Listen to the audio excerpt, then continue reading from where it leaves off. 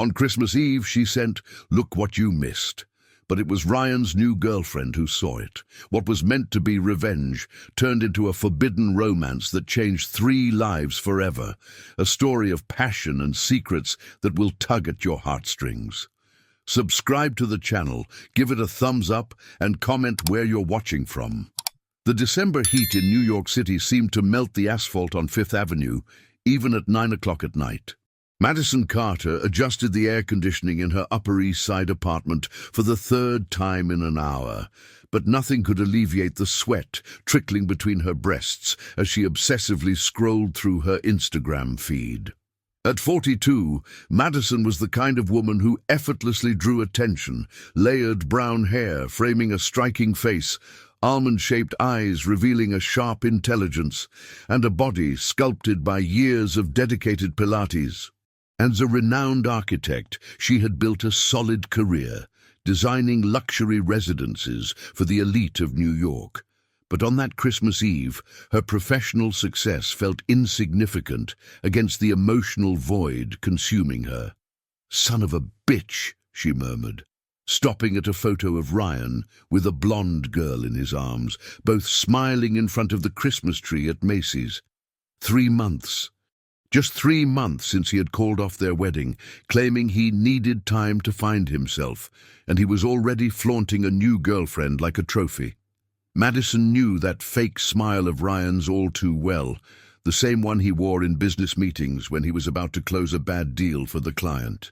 The bottle of Cabernet Sauvignon, a gift from a satisfied Italian client, was half empty when Madison decided she could no longer remain silent. Ryan always said she was too intense, that her perfectionism drove people away. Well, if he wanted intensity, she would give him intensity. She rose from the white leather sofa, nearly tripping over the glass coffee table, and walked to the living room mirror. The emerald green silk dress she had bought for the New Year's Eve party that would no longer happen hugged her curves just right. Her hair fell in sensual waves over her shoulders, and her red lips seemed ready to whisper promises or threats. "Screw you, Ryan Thompson," she said to her reflection, raising her phone. The flash went off 3 times before she got the perfect shot, a selfie that highlighted her generous cleavage and challenging eyes. Without a second thought, she opened WhatsApp, found Ryan's contact, and quickly typed, "Look what you missed." The blue double tick appeared instantly. Seen. Madison felt a wave of wicked satisfaction wash over her. To hell with the guilt. Let him realize the incredible woman he had left for a girl who probably didn't even know the difference between a Merlot and a Cabernet Sauvignon. But the satisfaction lasted only 2 seconds. A response came, and it wasn't from Ryan. "Hi. Sorry, but I think you sent this message to the wrong number. This is Julia, Ryan's girlfriend. He's in the shower and left his phone on the bed. Are you okay? It seems like something important." Madison felt the blood freeze in her veins. Shit, shit, shit. The girl had seen it. Ryan's new blonde and probably naive girlfriend had just received an intimate photo of her. Embarrassment washed over her in warm waves, rising from her chest to her face, making her wish the ground would open up and swallow her whole. On the other side of the city, in the small but cozy apartment in Brooklyn, she shared with 2 friends. Julia Miller held Ryan's phone with trembling hands. At 28, she had that natural beauty of small-town girls, blonde hair that lightened in the sun, green eyes sparkling with genuine curiosity, and a smile that still held a trace of the girl who ran barefoot through the coffee fields of a small town in New Jersey before conquering New York, armed only with a journalism degree and giant dreams. "Julia, the water's out!" Ryan shouted from the bathroom, his voice echoing among the colorful tiles she had insisted on putting up against his wishes. She didn't respond. She was mesmerized by the photo on the screen. The woman was stunning, the kind of mature and sophisticated beauty that Julia secretly envied and feared she would never achieve. There was something in her eyes, an intensity that leapt from the screen, making Julia feel like a child playing dress-up. "Who are you?" she murmured to the photo, saving it before she even realized what she was doing. Curiosity had always been the driving force in Julia's life. It was curiosity that made her leave her secure job at a local radio station to try her luck in New York. It was curiosity that led her to investigate corruption in her hometown city hall, resulting in the first journalism award of her career. And it was curiosity that now prevented her from simply deleting the message and pretending nothing had happened. Ryan emerged from the bathroom wrapped in a towel, his dark hair dripping water onto his broad shoulders. He was handsome in the way rich men often are, tall, well-groomed, with a smile that opened doors and closed deals. But lately, Julia had been noticing something too calculated about that charm, something that made her feel more like an accessory than a partner. "Why didn't you respond?" he asked, reaching for the phone. Julia hesitated for a fraction of a second before handing over the device. "You got a strange message from someone. A woman who... I think she knows you." Ryan frowned, looked at the screen, and his face went pale. His jaw clenched the way it always did when he was about to explode with anger, but he controlled himself. In front of her, he said, "She's just a crazy person," quickly deleting the conversation. "Probably some dissatisfied client or something like that. You know how it is. I work with a lot of unstable people." But Julia wasn't naive. There was something in his reaction, the haste to delete the message, the way his eyes avoided hers, that screamed this wasn't just a crazy person. It was someone important, someone who meant something. "Ryan," she said softly, sitting on the bed while he got dressed. "You can tell me anything, you know that, right?" "There's nothing to tell," he replied, but his voice sounded strange, forced. "Forget it, Ju.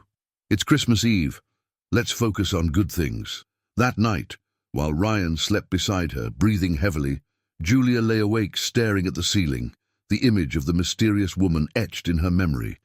There was something in that photo, in those challenging eyes, that awakened something inside her. It wasn't just professional curiosity, it was something deeper, more personal.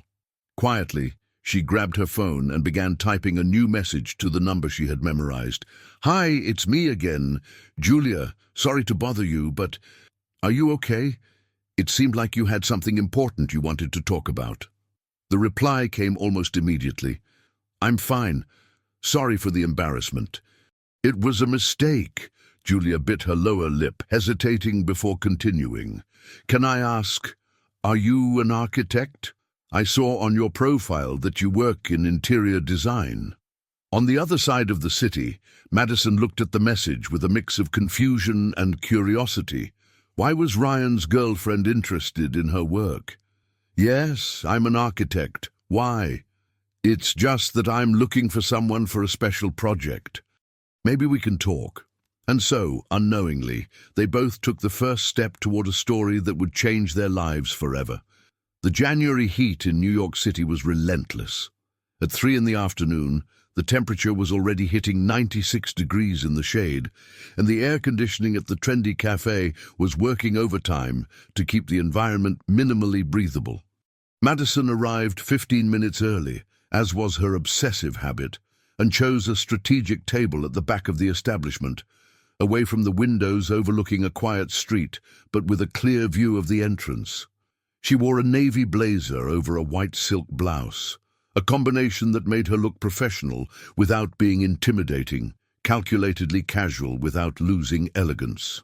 Her fingers tapped nervously on the rustic wooden table as she mentally reviewed how she had ended up in this surreal situation. 3 weeks of messages with Julia, Ryan's girlfriend, about a supposed renovation project for an apartment in the neighborhood. The girl seemed genuinely interested in her services, asking intelligent questions about sustainable materials and optimizing small spaces. Madison had even prepared some preliminary proposals, surprised by her own willingness to help a stranger. "Excuse me, are you Madison?" The soft voice made her look up, and for a moment, Madison forgot how to breathe. Julia was even more beautiful in person than in the stolen photos she had obsessively stalked on Instagram. Her blonde hair fell in natural waves over her shoulders, framing a face with delicate features that radiated an almost luminous youth. She wore a simple cotton dress printed with small flowers, which highlighted her green eyes and gave her an air of freshness amid the suffocating heat. "Julia?" Madison stood up, extending her hand. The touch was electric. Soft yet firm fingers lingered a second longer than appropriate. "It's a pleasure to meet you in person." "The pleasure is mine," Julia replied, her smile revealing small, perfect teeth. "Thank you for agreeing to meet me on such a busy date. I know how complicated January can be for freelancers." They sat across from each other, and Madison immediately noticed how Julia had the habit of fiddling with a delicate silver bracelet when she was nervous. It was an almost childlike gesture that contrasted with the maturity of her posture and speech. "So," Madison said, opening the folder where she had brought some floor plans and material samples, "you mentioned you want to completely renovate the apartment. Is this your first time living alone?" Julia hesitated for a fraction of a second, playing with the bracelet. "Actually, it's a bit complicated. I'm thinking of moving from where I currently live. I need a space that is mine, you know? A place where I can be completely myself." There was something in the way she said, "completely myself," that made Madison lean slightly forward, unconsciously reducing the distance between them. "I completely understand. Our home should be our fortress, the place where we can let down all our masks." "Exactly!" Julia's eyes lit up. "You managed to put into words what I was feeling. That's what I want, a place where I don't have to pretend to be someone I'm not." The waiter interrupted the moment, approaching with a professional smile. He was a young guy, probably a college student working part-time during the holidays, with colorful tattoos on his arms that contrasted with the cafe's black uniform. "Good afternoon, ladies. What would you like to drink?" "A double espresso," Madison said automatically. "And you, Julia?" Actually, with this heat, I think I'll go for lemonade. Is that okay?" "Of course. And to eat?" Madison looked at Julia, who gestured for her to choose first. "I'll have that turkey and cream cheese sandwich." "And you?" "Wow, what a coincidence. I was going to order exactly the same thing." Julia laughed, and the sound was like bells in the wind. "I think we have similar tastes." When the waiter walked away, Madison picked up one of the floor plans she had prepared. "Look, I made some sketches based on what you told me in the messages. This one maximizes natural light, which is essential, in small spaces." But Julia was barely paying attention to the papers.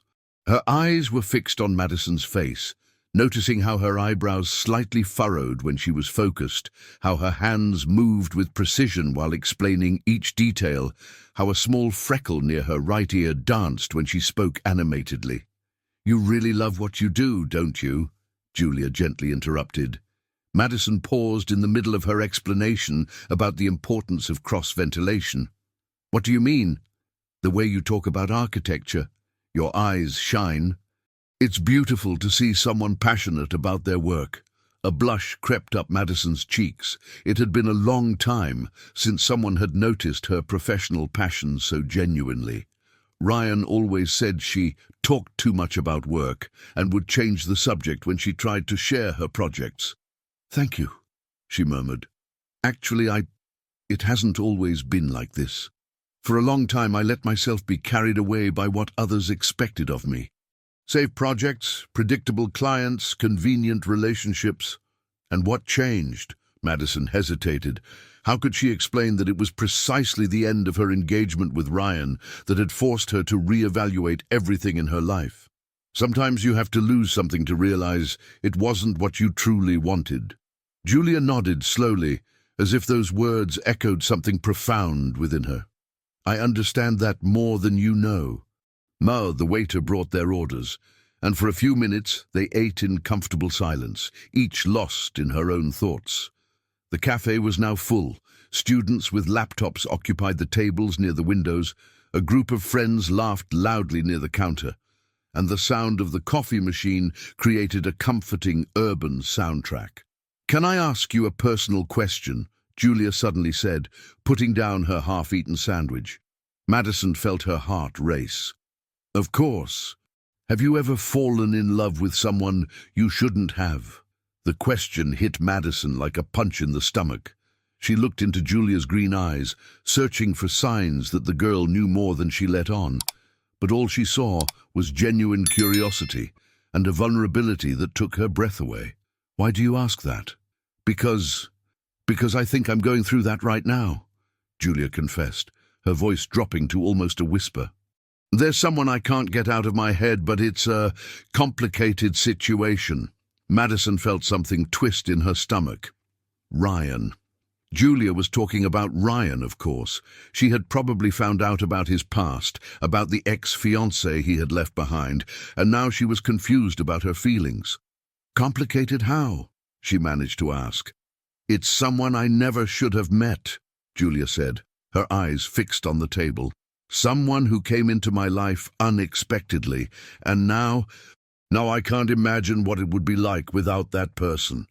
Silence stretched between them, heavy with tension and unspoken meanings. Madison felt her heart beating so fast that she was sure Julia could hear it. "And what are you going to do?" Madison finally asked. Julia looked up, and for a moment Madison had the impression that she was about to say something important, something that would change everything between them. But then Julia smiled sadly and shook her head. "I don't know. Honestly, I don't know." They ended the meeting, exchanging professional contacts and scheduling a second meeting for the following week, but both knew that something had changed. When they said goodbye on the sidewalk in front of the cafe, with the afternoon sun casting long shadows between the buildings of Brooklyn, Julia hesitated before giving Madison a kiss on the cheek. Her perfume, a delicate blend of white flowers and musk, lingered on Madison's skin for hours afterward.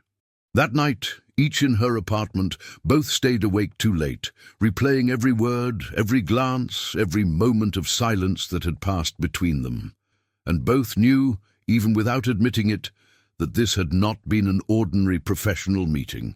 February arrived with its characteristic torrential rains, transforming New York City into an aquatic city where the sky and asphalt blurred into a single grey mass. Madison looked out the panoramic window of her office on Park Avenue, watching cars navigate the flooded streets like lost boats in an urban sea.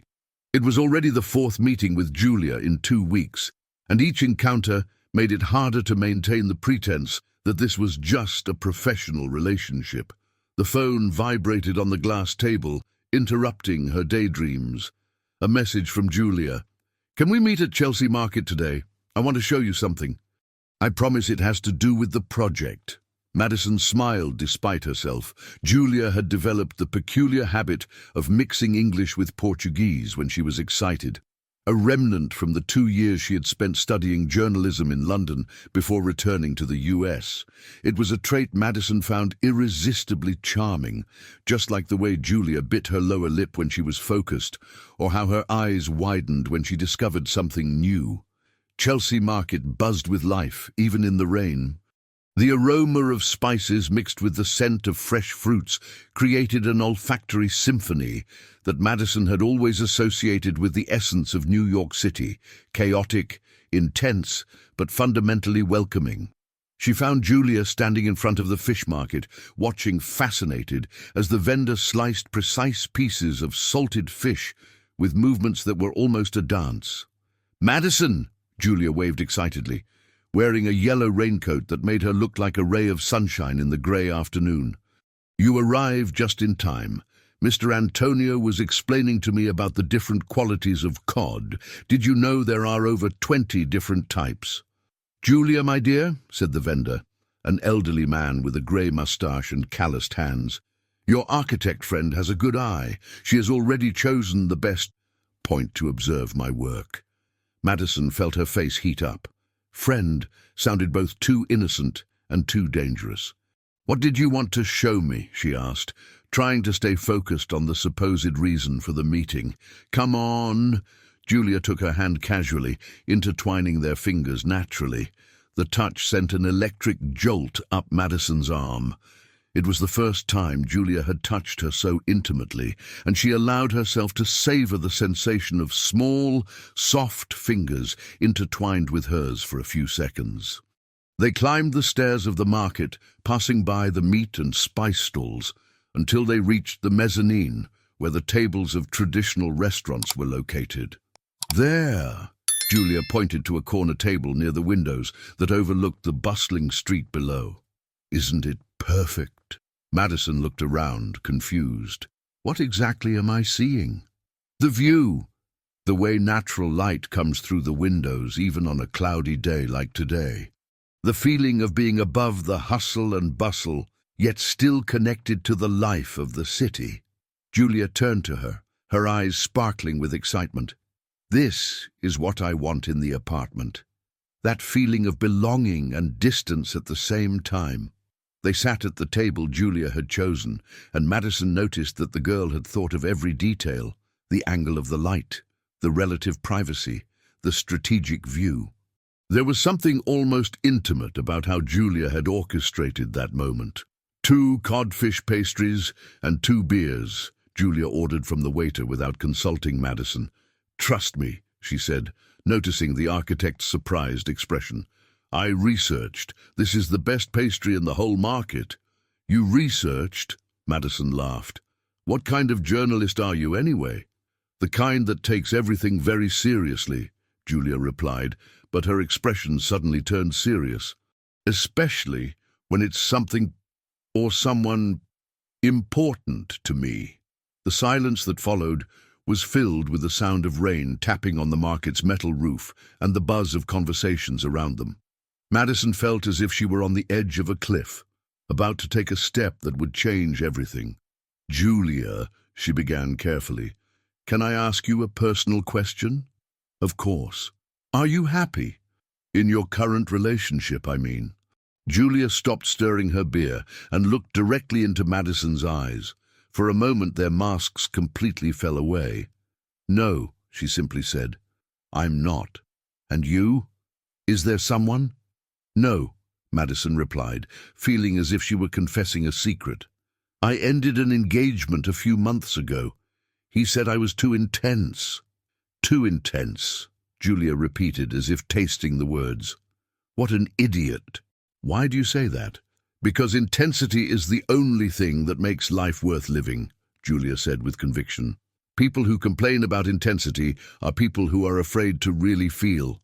The waiter brought the pastries, huge, golden, and steaming. Madison bit into hers and involuntarily closed her eyes.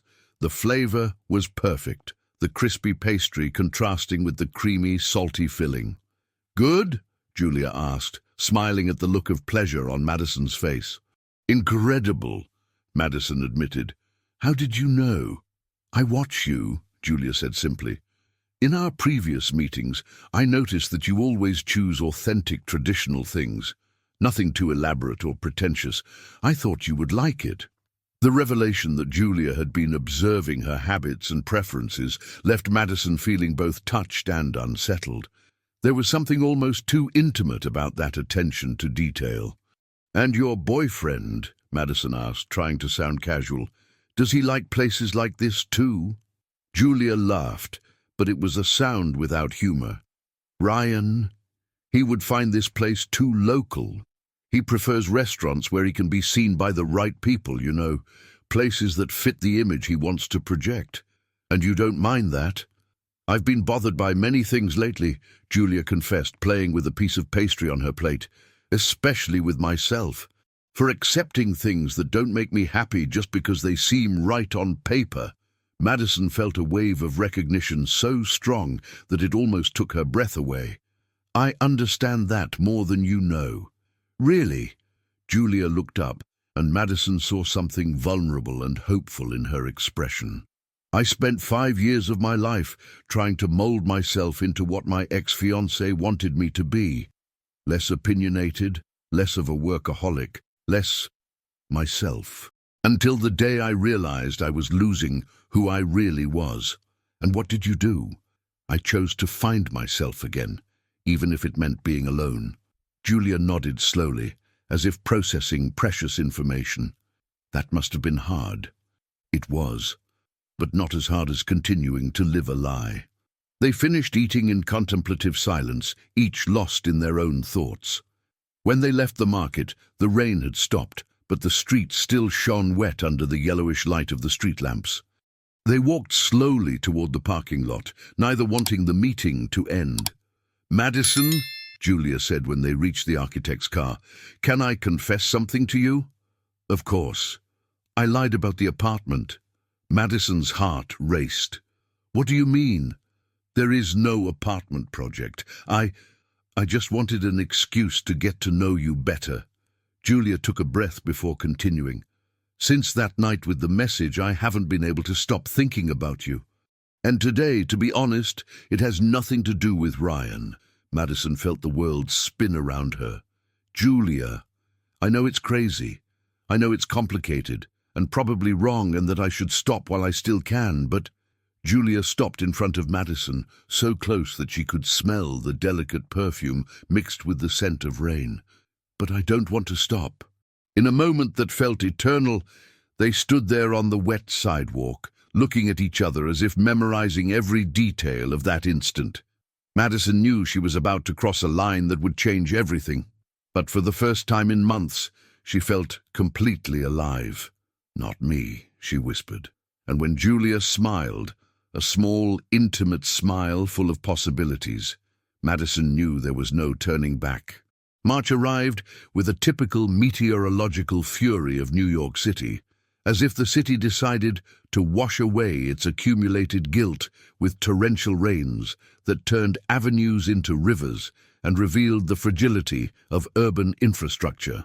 It was on one of those apocalyptic afternoons that Madison found herself in her office, trying to concentrate on the design of a mansion in a suburban neighborhood, when she stumbled upon something that made her blood run cold.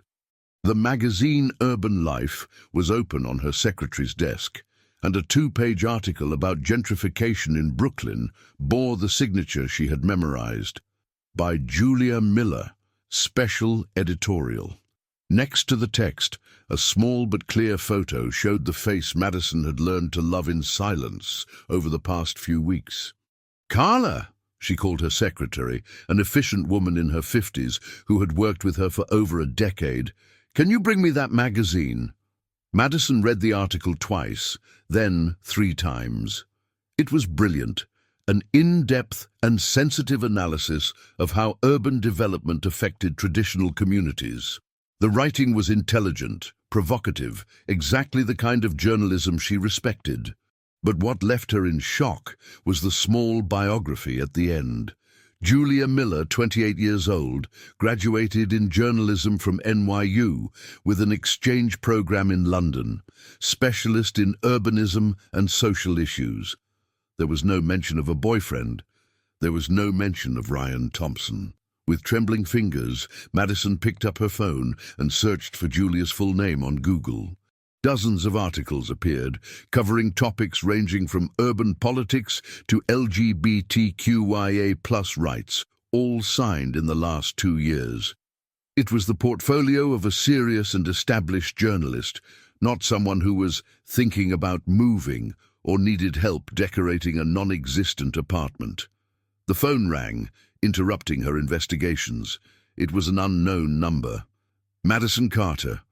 "Hi, it's Julia." The voice on the other end sounded strange, tense. Can you meet me today? It's urgent." Madison looked out the window, where the rain was battering the city with almost theatrical violence. "What happened?" "I can't talk on the phone. Please, can you?" "Where?" "Do you know Café de Flore? It's open late." Madison knew it. It was a small French restaurant tucked away in a gallery, far from prying eyes and social media, a place for conversations that couldn't happen elsewhere. "I can be there in an hour." "Thank you. And Madison, bring an umbrella. The storm isn't over yet." Café de Flore was almost empty when Madison arrived. Only a few tables occupied by couples whispering intimate conversations under the warm glow of candlelight. She found Julia at a table in the back, wearing a dark coat that made her look smaller and more fragile than usual. Her hair was wet despite the umbrella, and she nervously stirred a teacup that must have been cold for a long time. "Hi," Madison said softly, sitting across from her. "Thank you for coming," Julia replied without looking up. "I didn't know who else to talk to." Madison ordered a coffee from the waiter, a young Frenchman who barely spoke English, and waited for Julia to find the courage to speak. The rain pounded against the windows with force, creating a sound curtain that isolated the small cafe from the rest of the world. "I saw your article in Urban Life," Madison finally said. "It's impressive. You're an amazing journalist." Julia finally looked up, and Madison saw that she had been crying. "You researched me." "Yes, and I found out you lied about much more than the apartment." "I know." Julia took a breath, as if preparing to jump off a cliff. "Madison, I need to tell you something about how we met." Madison's heart began to race. "What do you mean?" "The message. That photo you sent on Christmas Eve. It wasn't for Ryan." "What do you mean it wasn't for Ryan?" "I sent it to his number." "Yes, but I was the first to see it, and I was the one who replied." Julia paused, took a deep breath, and continued. "Ryan was my boyfriend." Madison's coffee stopped midway to her mouth. She placed the cup back on the table with a dry thud that echoed through the silent room. "Your boyfriend," she repeated slowly, as if translating from a foreign language. "Was," Julia emphasized. "I broke up with him yesterday. But Madison, I need you to know the whole truth. About who I am, about why I reached out to you." Madison felt as if she were watching her own life from outside her own body. The woman she had fallen for in the past few weeks was Ryan's girlfriend, Ryan's ex-fiancée, the blonde girl from the Instagram photo that had sparked her fury and led to that disastrous message. "You're the girl from the photos," she said quietly. "Ryan's new girlfriend." "Was," Julia repeated once more. "And when I received your message, I got curious. I wanted to know who the woman Ryan had left behind was. So all of this was a journalistic investigation, an article you were preparing." "No!" Julia leaned forward, her green eyes shining with urgency. "At first, maybe. But Madison, the minute I saw you in that cafe, everything changed. I wasn't investigating anything anymore. I was falling in love." The silence stretched between them like an abyss. Madison could hear the sound of her own, the distant sound of rain, the clinking of cutlery at other tables. Her mind was working furiously, trying to process all the information. "You lied to me," she finally said. "About everything." "I know, and I'm sorry. But Madison, please, you need to believe me. My feelings for you are the only real thing in this whole mess." "How can I believe? How can I know what's real when you built our entire relationship on a lie?" Julia reached across the table, trying to touch Madison's hand, but the architect pulled back. "Because you feel the same way I do," Julia said, her voice breaking. "I see it in the way you look at me, in the way your voice changes when you talk to me, in the way you lean in close when we're talking. You fell in love too, Madison, and that's real, no matter how it started." Madison closed her eyes, trying to control the emotions that threatened to spill over. When she opened them again, Julia was silently crying. "I broke up with him," Julia whispered. "Last night. I told him I was in love with someone else, that I couldn't pretend our relationship was working anymore." "And what did he say?" "That I was crazy, that it was impossible for me to have fallen in love with someone in such a short time, that it was probably just a phase, a confusion." Julia wiped her tears with the back of her hand. He didn't take it very well. "Julia, do you realize what this means? The situation we've created? I know it's complicated. I know it's a mess. But Madison..." Julia paused, as if gathering courage for her next words. "But I love you." The three words hung in the air between them like a forbidden confession. Madison felt her heart break and mend at the same time. How can you love someone you don't even truly know? Madison asked, her voice barely above a whisper, because knowing you was like waking up from a dream. For the first time in my life, I understood what it means to want to be with someone, not for what that person can give me, but for who they are. Julia leaned forward again, her eyes pleading for understanding. Madison, when I'm with you, I feel like I've finally come home. Outside, a lightning bolt illuminated the city for a second, followed by a thunderclap that made the windows shake. The storm was at its peak, and Madison realized that she and Julia were at the center of their own emotional tempest. I need to think, Madison said, standing up from the table. It's too much. I need time. Madison, please. Julia. Madison stopped, looking one last time at the woman who had stolen her heart through a lie. I need to know if I can trust you again, and frankly, I don't know if I can. She left the cafe, leaving Julia alone at the table, and only when she reached her car did she allow herself to cry for the first time in months. The rain continued to fall as if the sky was trying to wash away the sins of the city, but Madison knew that some stains were impossible to clean.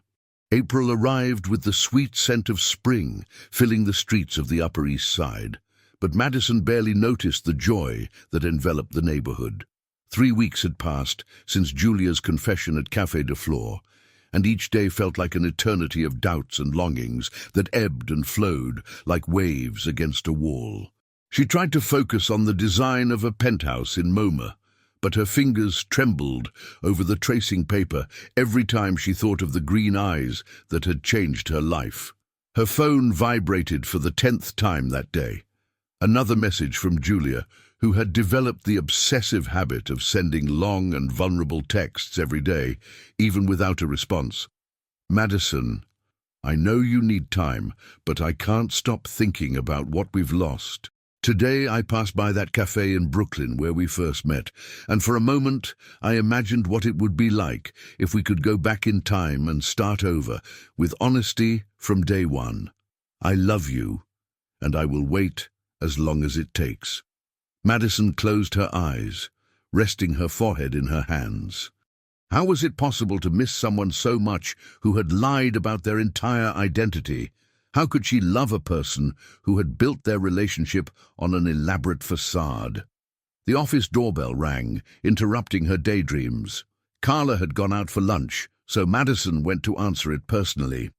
On the other side of the frosted glass was Ryan Thompson, impeccable as always in his navy suit, but with an expression she had never seen before, a mix of restrained anger and something bordering on desperation.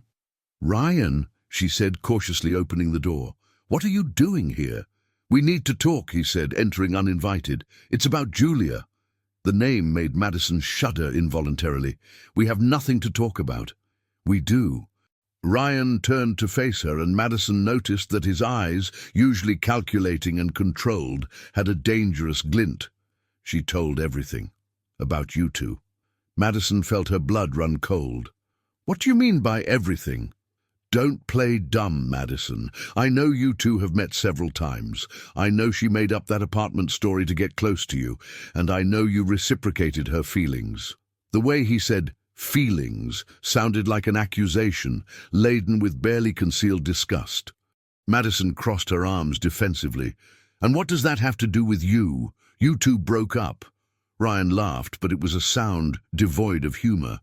Broke up?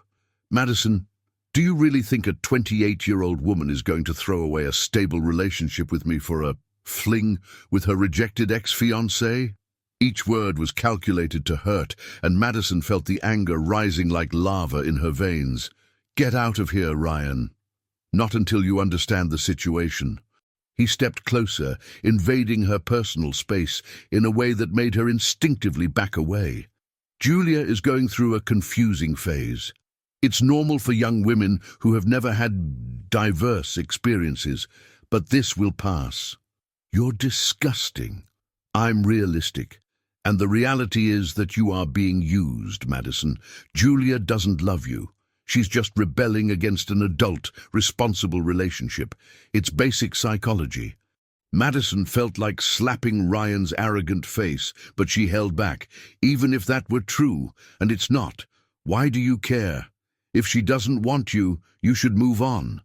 Ryan's mask of control slipped for a second, revealing something ugly and possessive beneath. Because I invested 2 years of my life in her, because she is perfect for my public image, and because no woman leaves me for someone else without consequences. The consequences? Madison repeated, a note of alarm ringing in her mind. Ryan smiled, and it was a chilling expression.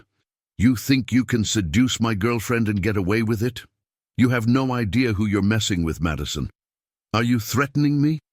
I'm warning you, you have a reputation to maintain, a career built with great care. It would be a shame if your clients knew about your recent emotional instability. Madison felt the world spin around her. You wouldn't dare. I've already called 3 of your current clients, just expressing concern, you understand.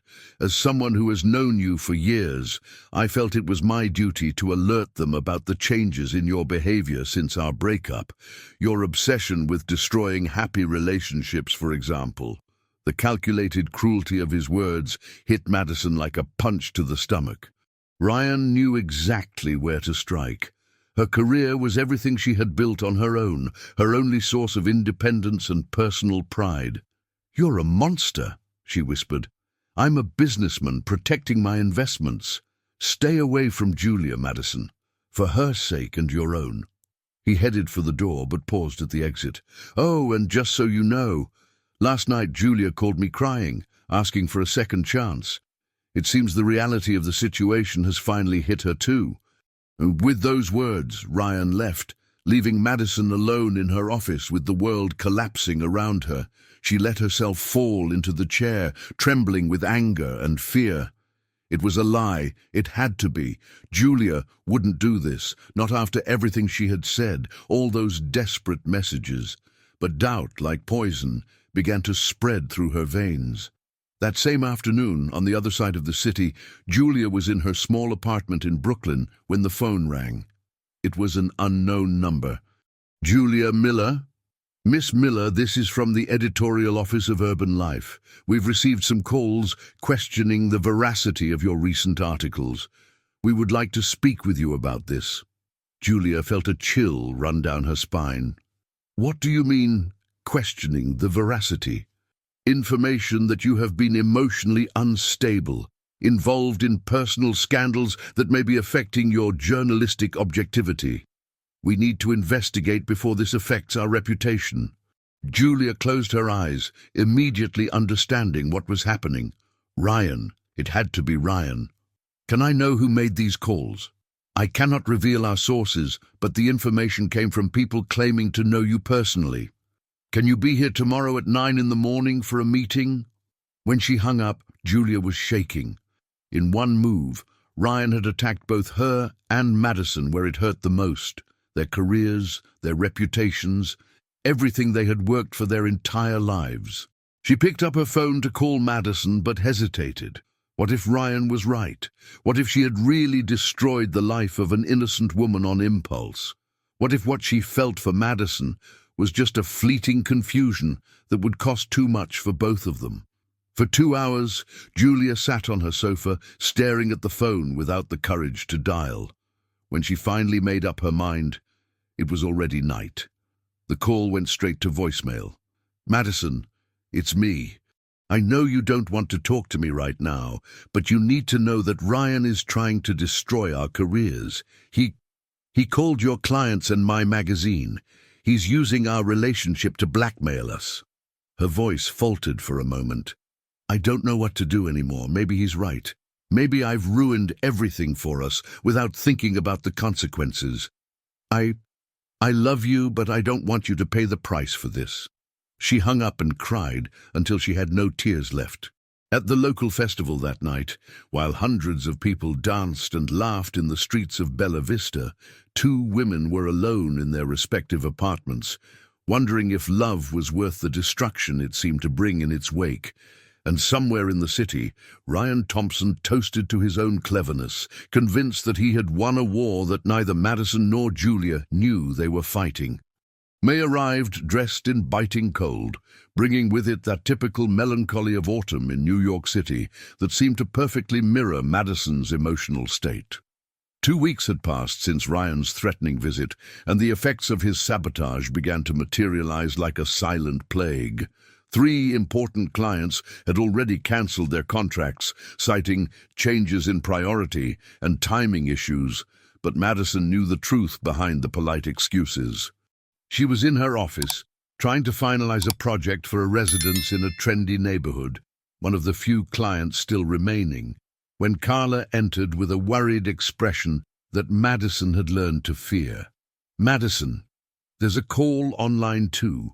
It's from Thompson and Associates. They want to cancel the condominium project." The condominium project represented almost 40%. Madison closed her eyes, feeling the knot in her stomach tighten once again. "You can transfer." "Madison Carter," she answered, trying to keep her voice professional despite the growing despair. "Madison, this is Frank Thompson. Look, it's a very delicate situation, but we've received some information regarding your recent emotional stability. Nothing personal, you understand, but we have conservative investors and—" Madison didn't hear the rest. She hung up the phone and rested her head in her hands, feeling tears of anger and frustration burning her eyes.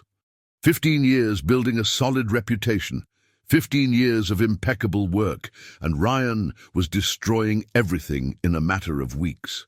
Her phone vibrated. A message from an unknown number. "You still have time to reconsider our conversation. Walk away from her, and everything goes back to normal. R.S." The calculated coldness of the message made something snap inside Madison. She grabbed her car keys and left the office without saying anything to Carla. She had to find Julia. They needed to talk. They needed to understand what Ryan was doing and how they could defend themselves together. Julia's apartment in Brooklyn was in an old, charming building on a charming street, with an ivy-covered facade that Madison had admired on the occasions she passed through the area thinking of the journalist. She climbed the 3 flights of stairs with her heart racing, mentally rehearsing what she would say. 3 weeks of silence had to be broken. The situation had become bigger than her wounded pride. Madison rang the doorbell and waited. Footsteps approached from the other side of the door. A pause, then the sound of the lock being opened. Julia appeared in the doorway, and Madison felt her heart constrict. She looked visibly thinner, with deep, dark circles that makeup couldn't hide. She wore an oversized sweatshirt and pajama pants, as if she'd given up any pretense of elegance. "Madison," Julia said, her voice hoarse with surprise. "What? How are you?"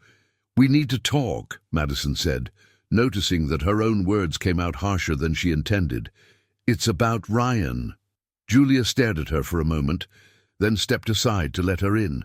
The apartment was small but cozy, with shelves filled with books, plants scattered in the corners, and decor that mixed vintage pieces with objects that seemed to have their own stories. Exactly the kind of space Madison had imagined Julia would inhabit. "Coffee?" Julia offered, more out of habit than hospitality. "Please." They moved through the kitchen in uncomfortable silence. Madison noticed a pile of newspapers on the table, all marked in red, and several sheets of paper that seemed to be drafts of resignation letters. "You're being targeted too," Madison said. It wasn't a question. Julia nodded, filling 2 cups with coffee that smelled like chicory. "He's smarter than I thought. He's not doing anything directly, just concerned calls to strategic people, subtle questions about my emotional stability and professional objectivity. I lost 3 clients this week, and today they cancelled the condominium project in a suburban neighborhood. Jesus," Julia turned to her, her green eyes shining with a mix of guilt and anger. "Madison, I'm so sorry. This is my fault. If I hadn't—" "Stop," Madison interrupted. "It's not your fault. It's his. Ryan has always been controlling, but I never imagined he would stoop to this level." They sat at the small kitchen table, and for a few minutes they drank coffee in silence. Madison discreetly observed Julia, the way her hands trembled slightly, how she avoided direct eye contact, how she seemed to have shrunk within herself. "Julia," Madison said softly, "has he said anything to you? Tried to convince you to go back?" Julia laughed, but it was a bitter sound. "He has an interesting theory. He says I'm going through an experimental phase, and that you're taking advantage of my confusion, that I'm too young to know what I really want." "And do you believe that?" Julia finally lifted her eyes, and Madison saw in them a vulnerability so raw it hurt physically. "Sometimes I don't know what to believe anymore, Madison. Maybe he's right. Maybe I've destroyed your life on a whim." "Look at me," Madison said, extending her hand across the table. After a moment of hesitation, Julia took it. "What you feel for me is a whim." Tears began to stream down Julia's face. "No, it's the most real thing I've ever felt in my life. But what if it's not enough? What if the price is too high? And what if it is?" Madison squeezed her hand. "Julia, my whole life I've made safe choices, safe relationships, safe clients, safe projects. And do you know what I've achieved? A half-life, always wondering what it would be like if I had the courage to take risks. But your career? My career is important, yes, but not more important than the chance to be truly happy." Madison paused, took a deep breath. "Julia, in the past few weeks, even with all this mess, even with fear and anger, I've never felt as alive as I do when I'm with you." Julia closed her eyes, tears flowing stronger now. "I love you so much it hurts, Madison. But I can't stand the idea of being the person who destroyed your life." "Then let's not let him destroy us," Madison said with a determination that surprised them both. "Ryan is counting on us hiding, on us accepting his blackmail. What if we did the opposite?" "What do you mean?" "What if we made our relationship public? What if we showed all of New York City that we are not ashamed of who we are and how we feel?" Julia opened her eyes, scared. "Madison, you're talking about coming out in a city like New York, in a conservative profession like yours. I'm talking about stopping living in fear." Madison stood up, walking to the window that overlooked the busy street. "Do you know what the difference is between us and Ryan? He lives to maintain appearances, to project an image. We live to be authentic. And what if it goes wrong? What if we lose everything?" Madison turned back to her, and Julia saw a strength in her brown eyes that she had never noticed before. "Then at least we will have lost fighting for something real instead of giving in to a blackmailer."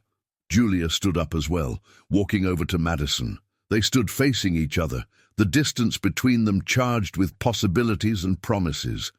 "Are you sure?" Julia whispered. In response, Madison leaned in and kissed her lips softly, for the first time since they had met. It was a sweet kiss, full of promises and unspoken declarations. When they pulled apart, Julia was smiling through her tears. "I have an idea," Julia said. "The Italian festival runs until Sunday. How about we go together, publicly, officially, as a couple?" Madison smiled back, feeling a lightness she hadn't experienced in weeks. "Ryan is going to freak out." "Let him freak out," Julia said, kissing her again. "It's about time he found out that not everything in this world can be controlled." Outside, the autumn in New York City remained cold and melancholic, but inside the small apartment in Brooklyn, two women had finally found the warmth they were seeking, not just in each other, but in the courage to face whatever came their way together. The Sunday of the Italian festival dawned cloudy, with a light drizzle that barely wet the ground, but left the air with that characteristic smell of New York after the rain, a mix of asphalt, eucalyptus, and hope. Madison woke up in Julia's apartment for the first time, and for a few precious seconds, before reality began to weigh on her shoulders again, she allowed herself to savor the feeling of waking up next to the woman she loved.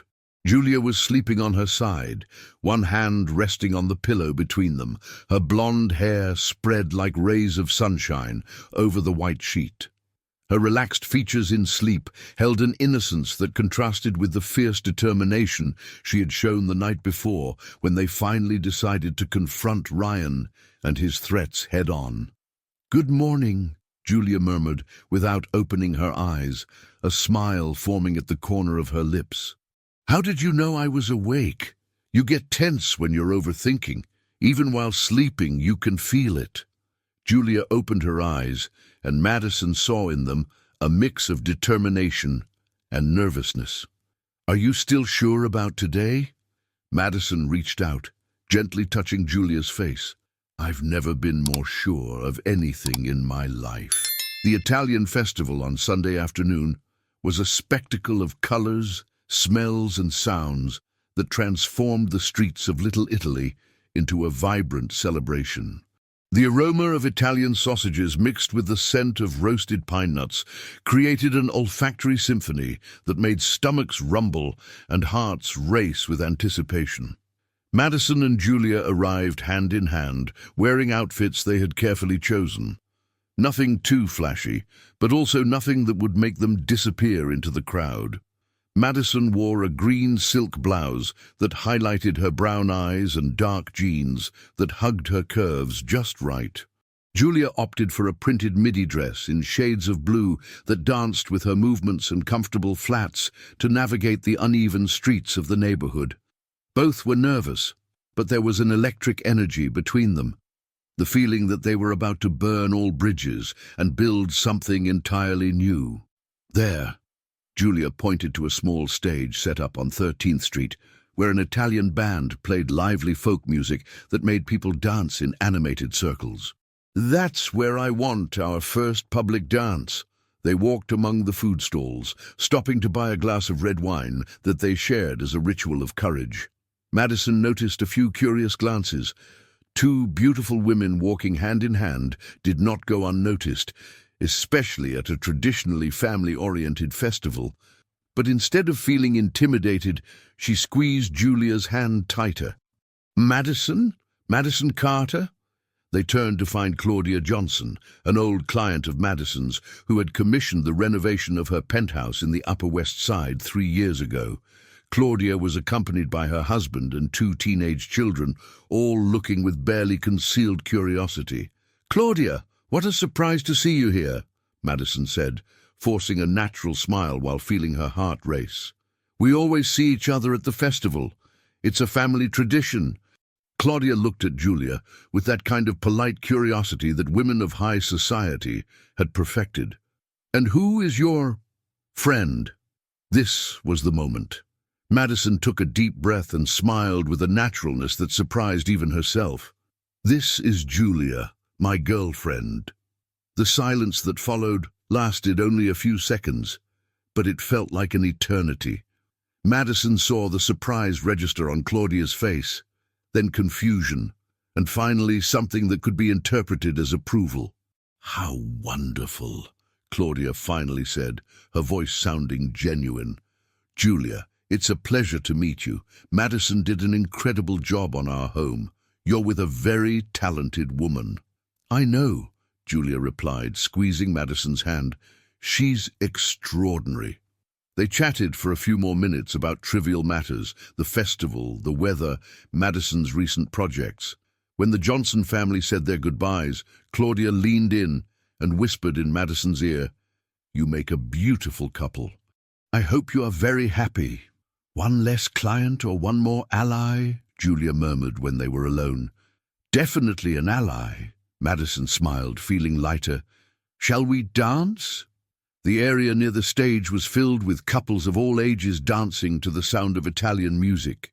There was something magical about how the music connected generations, grandparents teaching grandchildren, young couples spinning with passion, entire families moving to the same rhythm. Madison and Julia positioned themselves in the midst of the crowd for the first time. They danced together publicly. The music was a lively tarantella that called for quick, spinning movements. Julia laughed as Madison twirled her hair flying like a golden halo around her face. For a few minutes the world around them disappeared. There was no Ryan, no threats, no fear. There were just the two of them, the Italian music echoing through the historic streets and the scent of spices in the air. "I love you," Madison shouted over the music, pulling Julia close. "I love you too," Julia replied, kissing her right there in the middle of the party, in front of hundreds of people. The kiss was seen. How could it not be? Two beautiful women kissing passionately during a traditional festival drew attention. There were a few disapproving glances, especially from the older crowd, but most people simply smiled and continued dancing. Love, Madison realized, was a universal language. It was then that she saw him. Ryan was standing near one of the drink booths, wearing a suit even in the heat of the celebration. Accompanied by two men Madison recognized as partners from his marketing firm. His face was pale with rage, and he watched them with an intensity that made Madison's blood run cold. "Julia," she whispered, discreetly indicating the direction where Ryan was. Julia followed her gaze, and for a moment Madison saw fear return to her eyes. But then, to her surprise, Julia smiled, a defiant smile that lit up her entire face. "Perfect," she said. "He needs to see this." And boom, and then deliberately, Julia pulled Madison into an even more passionate kiss, their hands intertwining in Madison's brown hair, their bodies pressing against each other in a way that left no doubt about the nature of their relationship. When they separated, breathless and laughing, Ryan had vanished. "Do you think he got the message?" Julia asked. "I think all of New York City got the message," Madison laughed, pulling her into another dance. They stayed at the festival until dusk, eating sausage and sweet pastries, drinking red wine, and dancing as if they were the only two people in the world. Madison posted a photo of the two of them smiling, with the colorful balloons of the festival in the background, on her professional Instagram, with the simple caption, "Love is the most beautiful architecture of life." In less than an hour, the photo had hundreds of likes and dozens of comments. Most positive, some neutral, a few clearly hostile. But Madison didn't care. For the first time in her life, she was living her truth publicly. When they returned to Julia's apartment that night, they knew that the war with Ryan was just beginning. But they also knew that whatever happened, they would face it together. "No regrets?" Julia asked as they prepared for bed. "Zero regrets," Madison replied, pulling her into her arms. "For the first time in my life, I feel like I'm being who I really am." Outside, New York City breathed the end of another Sunday. But for two passionate women in Brooklyn, it was the beginning of a new life. Dangerous, uncertain, but finally irrevocably authentic. The Monday after the Italian festival dawned with a biting chill that seemed to announce drastic changes. Madison arrived at the office an hour earlier than usual, ready to face the consequences of her public declaration from Sunday. The photo on Instagram already had over 1,000 likes and had been shared on several architecture and design pages, generating a heated discussion in the comments that ranged from enthusiastic support to veiled criticisms about professionalism.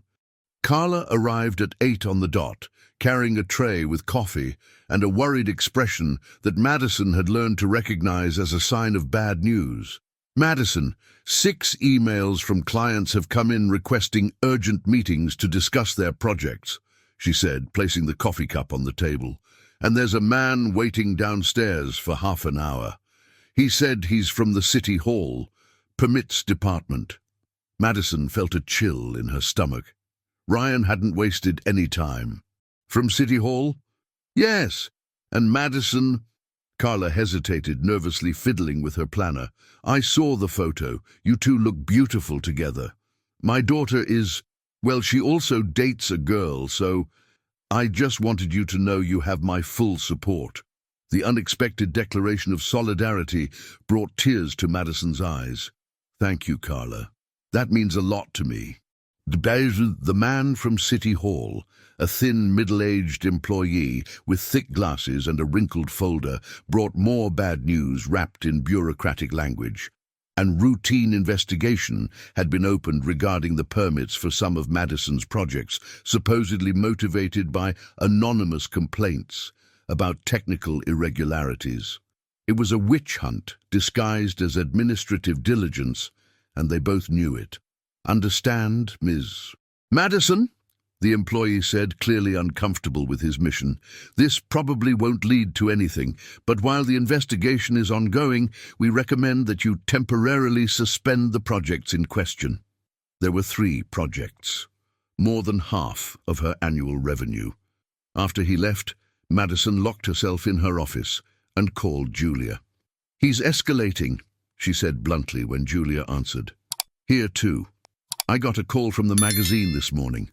They want me to take a temporary leave while they investigate issues regarding my recent journalistic objectivity. Apparently, someone suggested that my articles on urbanism might be compromised by personal interests." Madison closed her eyes, feeling anger and helplessness mix in her chest. "He's trying to isolate us, forcing us to beg for mercy." "Madison," Julia's voice sounded determined, "I need to tell you something. Last night after the festival, my best friend called me. Beatrice, remember I told you about her? The lawyer."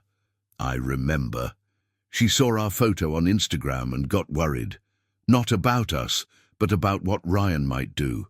She knows him from—" Marina leaned forward, intrigued. "What kind of information?" "Beatrice works in corporate law and has investigated some practices at Ryan's company. Apparently, he has a history of using blackmail and psychological pressure against people who interfere with his plans. Beatrice thinks she can gather evidence." "Evidence of what? Of workplace harassment, abuse of power, and misuse of influence to harm people personally?" Julia paused. "Marina, Beatrice wants to help us. She said she knows other people who have been victims of Ryan's tactics and are willing to speak out." Marina felt a spark of hope ignite in her chest. This could change everything. "Yes, but there's a catch. We would need to go public with our situation. Not just acknowledge our relationship, but publicly denounce what he is doing." "Go public how?" "Beatrice suggested that I write a series of investigative articles about workplace harassment in relationships and professional environments, using our own experience as a case study. It would be published in a national magazine and would have repercussions." Marina was silent for a few seconds, processing the proposal. It was bold, risky, but also brilliant. Instead of hiding from Ryan's persecution, they would turn it into a story of public interest. "When can I meet Beatrice?" "Tonight? She can have dinner with us at my apartment." "Perfect, Julia. Are you sure you want to expose yourself this way? Once this story is published, there's no turning back. Marina, I am a journalist. That's what I do. Expose inconvenient truths. And if our story can help others avoid what we're going through, then it's worth any risk." That afternoon, Marina cancelled her remaining meetings and went home early, mentally preparing to meet the person who could be the key to her liberation from Ryan's grasp. Julia's apartment smelled of garlic and basil when she arrived. Julia was cooking pasta, moving around the small kitchen with a nervous grace that Marina had learned to recognize. "Has she arrived yet?" Marina asked, kissing the nape of Julia's neck as she stirred the sauce. "She got here 10 minutes ago and is in the shower. Marina, I need to warn you, Beatrice can be a bit intense at first, but it's because she takes everything very seriously." Beatrice Johnson was an impressive woman in her 30s, with short black hair cut in a modern style, dark eyes that seemed to see beyond appearances, and a posture that radiated competence and determination. She wore a grey blazer over dark jeans, a combination that managed to be both professional and casual at the same time. "Marina," she said, extending a firm hand, "Julia has told me a lot about you. And before you say anything, I want you to know that what I'm about to propose has nothing to do with pity or charity. It's about justice. They sat at the dining table as Julia served the pasta and a full-bodied red wine. Beatrice opened a folder and spread several documents across the table. Copies of lawsuits, screenshots of conversations, photos of documents. "Ryan Thompson," she began, "is a systematic predator who uses his social and economic position to destroy people who do not bend to his desires. You are not the first, and unfortunately, you will not be the last if we do not do something." Marina picked up one of the documents. It was a formal complaint made by a former employee of Ryan's company, alleging workplace harassment and stalking after she rejected his advances. "How many cases like this are there?" Marina asked. "As far as I know, at least 7 in the last 5 years, but most people are afraid to speak out. He is very well connected, has influence, and the victims are usually people in vulnerable positions." "And what do you propose?" Beatrice leaned forward, her eyes shining with determination. "A coordinated campaign. Julia writes the series of articles exposing his methods, using you as the main example, but including the other cases. I will handle the legal part, gathering evidence and preparing lawsuits. And you, Marina, will use your influence in the architectural community to show how this kind of persecution affects professionals." "It's a war," Julia said softly. "Once we start, he will attack us with everything he has." "He is already attacking," Beatrice replied. "The difference is that now you will fight back, and you won't be alone." Marina looked at Julia, then at Beatrice, and felt something solidify within her. A determination she hadn't felt in years. "What do we need to do?" "First, document everything. Every call, every email, every veiled threat. Second, I will reach out to the other victims and see who is willing to speak publicly. Third, Julia starts writing the series. And fourth," Beatrice smiled, and it was an expression that didn't reach her eyes, "we hit this bastard where it hurts most, in his public reputation." When Beatrice left, it was already past midnight.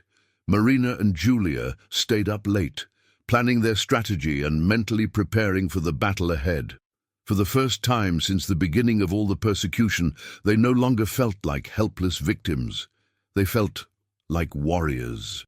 The cold of June had firmly settled in New York City, bringing with it that grey melancholy that made people retreat into their coats and warm apartments. But for Marina, the chilly weather was just a reflection of what was about to happen. 3 weeks had passed since the dinner with Beatrice, and the investigative work had revealed a web of manipulation and abuse that went far beyond what either of them had imagined. Julia was in her apartment, surrounded by piles of documents, audio recordings, and testimonies from 7 women who had found the courage to speak about their experiences with Ryan. The series of articles was almost ready. 4 devastating texts. Madison Carter and Julia Miller were methodically exposing his predatory behavior patterns, using impeccable journalistic techniques to build an irrefutable case. "Madison, you need to see this," Julia said over the phone, her voice tense with excitement and anger. Beatrice got a recording. Madison was in her office, working late even with most of her projects on hold. The city investigation had dragged on for weeks, just as Ryan had planned. But now she hoped everything would change soon. "What kind of recording?" "Ryan talking to one of his partners about how to destroy some bitches who don't know their place. He mentions you and me specifically, Madison, and details exactly how he plans to ruin our careers." Madison felt a shiver run down her spine. How did Beatrice get that? One of the other victims works at his company and recorded a meeting without him knowing. It's enough evidence for criminal lawsuits for workplace harassment, defamation, and abuse of position for personal persecution. When will the articles be published? Tomorrow. The National magazine agreed to publish the entire series at once, in a special edition on abuse of power. It will have national repercussions, Madison, and Beatrice will file the lawsuits the same day. That very night, Ryan Thompson was in his penthouse in Midtown Manhattan, celebrating what he believed to be his final victory. Madison Carter was practically ruined professionally, and Julia had been forced to take an indefinite leave from her magazine. In a few more weeks, both would be desperate enough to accept any deal he proposed. He was pouring himself a 30-year-old scotch when his phone rang. It was Marcus, his partner and right-hand man at the company. "Ryan, we have a problem, a big problem." "What kind of problem?" "The National Magazine is publishing a piece tomorrow about you. It's bad, Ryan. Very bad." The glass of scotch slipped from Ryan's hand, shattering on the Italian marble floor. "What do you mean?" "Workplace harassment, persecution, abuse of power. They have evidence, Ryan. Recordings, documents, testimonies. It's a complete fucking investigation." "Who signed the piece?" "Julia Miller." Ryan closed his eyes, feeling the anger rise like lava in his veins. The little journalist had managed to turn the tables on him. Somehow, she had transformed her victim status into a position of power. "And there's more," Marcus continued. "Beatrice Johnson is filing criminal charges tomorrow morning. She managed to gather enough evidence for at least 3 different types of crime." "Beatrice Johnson? Where have I heard that name?" "She's a lawyer specializing in corporate law, and apparently a friend of Julia Miller." Ryan hung up the phone and stood still in the middle of the room for a few minutes, staring at the crystal shards scattered on the floor. His calculating mind worked furiously, searching for a way out, a counterattack, anything that could save his reputation and his business. Then he smiled. It was a cold, humorless smile that would have frightened anyone who knew him well enough to recognize his warning signs. The Fortes Villazza Gallery, in the heart of Brooklyn, was filled with stylish people on Thursday night. It was the opening of the Women Who Build exhibition, a collective show of female architects that Madison had helped organize months earlier. She had considered not attending, given her delicate professional situation, but Julia had convinced her it was important to show they weren't hiding. Madison wore a simple black dress that highlighted her mature beauty, and Julia was radiant in a navy blue outfit that made her green eyes shine even more. They were circulating through the gallery hand in hand, receiving greetings and words of support from colleagues who had read the series of articles published that morning. The repercussions had been immediate and overwhelming. News sites, social media, even TV programs were commenting on the case. "Madison Carter?" They turned to find a young reporter with a recorder in hand and an anxious expression. "I'm from a major news portal. Could you comment on the accusations made against Mr. Ryan Thompson in National Magazine today?" "We have no comments beyond what has already been published," Julia diplomatically replied before Madison could speak. "But are you suing Mr. Thompson for workplace harassment?" Madison was about to respond when a commotion at the entrance of the gallery caught her attention. Ryan Thompson had arrived, accompanied by 2 sharply dressed men who clearly weren't regulars at art openings. He wore a perfectly tailored suit and carried a bouquet of red roses, but there was something in his eyes that made Madison feel a chill in her stomach. "Excuse me," she said to the reporter, pulling Julia towards the back of the gallery. But Ryan had seen them. He crossed the gallery in long strides, ignoring the whispers and curious glances his presence provoked. When he reached them, he smiled with a cordiality that didn't reach his eyes. "Madison, Julia?" he said loudly enough to be heard by those nearby. "What a delight to find you here. Julia, these are for you." He extended the bouquet of roses. "A small way to congratulate you on your creative journalistic work today." Julia made no move to take the flowers. "What do you want, Ryan?" "Just to have a civilized conversation with you two. After all, we are all adults here, aren't we?" His tone was friendly, but Madison could feel the underlying threat. "We have nothing to discuss with you," Madison said firmly. "Oh, but we do." Ryan leaned slightly closer, lowering his voice to a threatening whisper that only they could hear. Because you two think you can destroy me with lies and manipulation, but you don't know who you're messing with. They're not lies, and you know it, Julia replied, her voice trembling slightly but firm. Prove it, Ryan said, his smile widening. Prove in court that I did something illegal. Because in the meantime, I have some interesting information about the objective journalist who writes pieces about people she has had personal involvement with. Madison felt Julia tense beside her. Ryan had found an angle of attack they hadn't anticipated. And I have equally interesting information about female architects who use personal relationships to secure projects and then scream persecution when things don't go as planned. You're disgusting, Madison said through gritted teeth. I'm practical, Ryan replied. You want to play dirty? Let's play dirty, but remember, I have far more resources and far fewer scruples than the two of you. It was then that Beatrice appeared beside them, as if she had emerged from nowhere. She was elegant in a black dress, but there was something in her posture that resembled a predator about to strike. Ryan Thompson, she said in a voice as sweet as honey. What a coincidence to find you here. Ryan turned, and Madison saw his expression change as he recognized the lawyer. Beatrice, still playing the defender of the oppressed. Still ruining lives for sport, she shot back, keeping a casual tone but lacing every word with venom. By the way, how was it receiving the subpoenas today? Did the process servers manage to find you easily?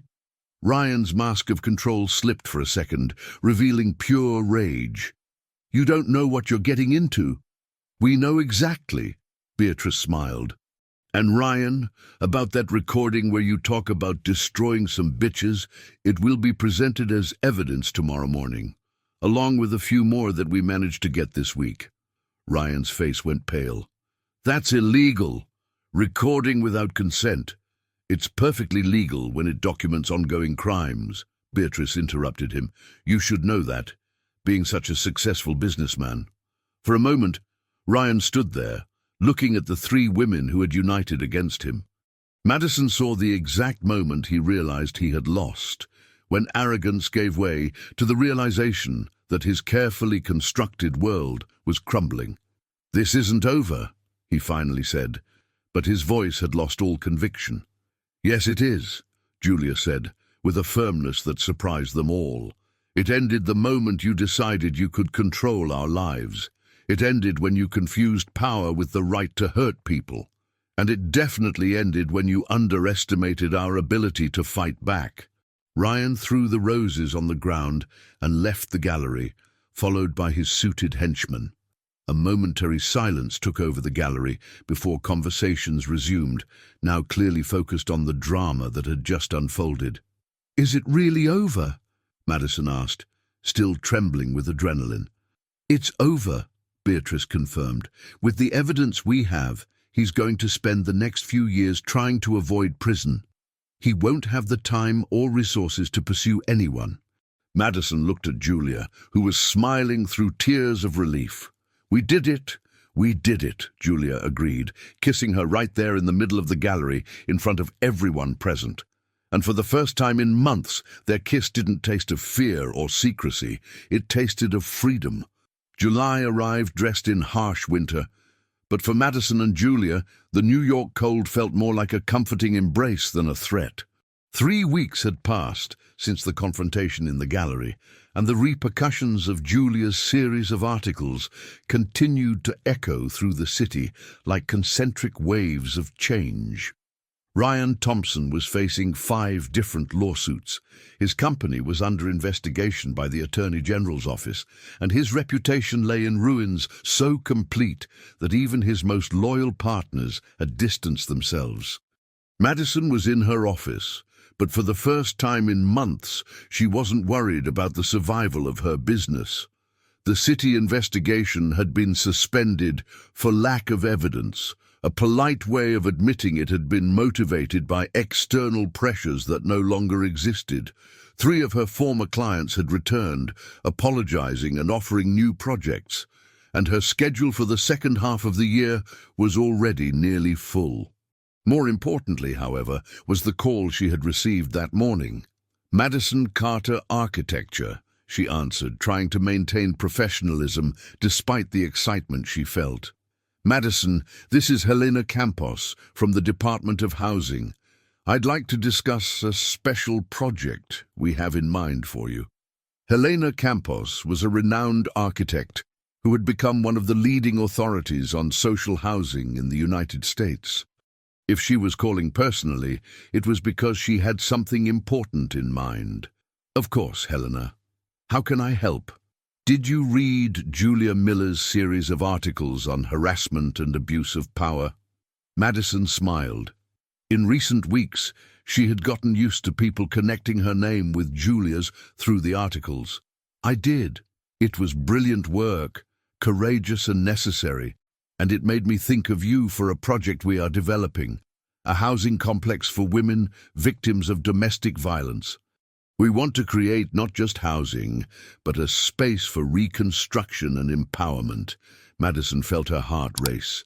It was exactly the kind of project she had always dreamed of doing. Architecture with social purpose, buildings that could truly change lives. It would be an honor to participate. "Great. Let's schedule a meeting for next week. And Madison, if you want to bring Julia, we would be happy. I think she could document the entire process, turning it into a series on reconstruction and overcoming." After hanging up, Madison spent a few minutes looking out the window of her office, watching people rush along the cold sidewalks of Park Avenue.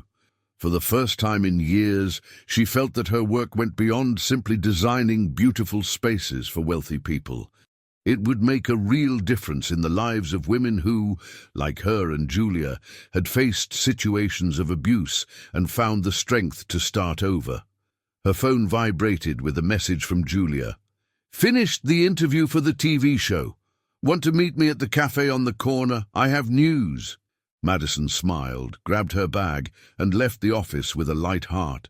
The cafe on the corner was the same establishment where they had first met months ago. Once when everything between them was still a lie, disguised as an architectural project. Now it had become their special place, where they celebrated victories and planned for the future. Julia was already waiting at a table near the window, radiant in a red coat that beautifully contrasted with her blonde hair.